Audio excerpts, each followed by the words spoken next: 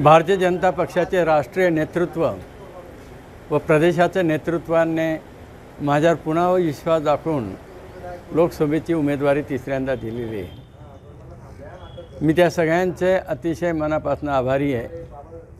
गेल्या 10 वर्षापासून भारतीय जनता पक्षाचं प्रामाणिकपणे काम करून जे मोदी साहेबांना अपेक्षित होतं, सबका साथ सबका विकास सबका प्रयास, त्या पद्धतीने या मतदारसंघात विकासाची मोठी कामं झालेली आहेत आणि म्हणून श्रेष्ठींनी तो पुन्हा आशीर्वाद दिलेला आहे।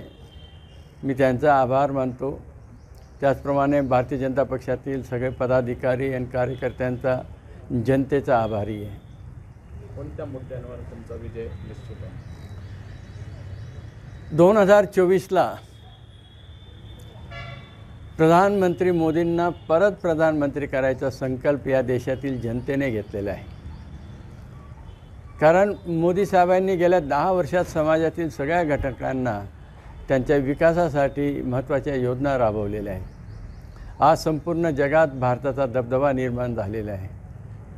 कधी काळी 10वी अर्थव्यवस्था होती जगात भारत, आज 5व्या नंबरपर्यंत मोदी साहेबांच्या प्रयत्नाने आलेली आहे आणि मोदी साहेबांचं लक्ष आहे की येणाऱ्या काळात तिसरी सगळ्यात जगातली मोठी अर्थव्यवस्था म्हणून भारताला उदयास आणायचं आहे आणि म्हणून भारताचा सर्वांगीण विकासासाठी मोदी साहेब पुन्हा प्रधानमंत्री आवश्यक आहे।